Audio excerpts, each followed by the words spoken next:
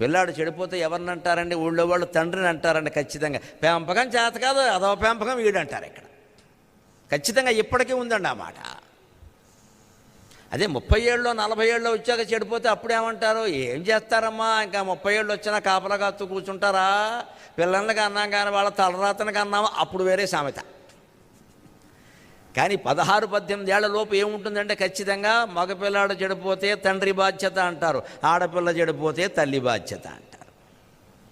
ప్రయేణ గృహిణీనేత్ర కన్యార్థేషు కుటుంబినక.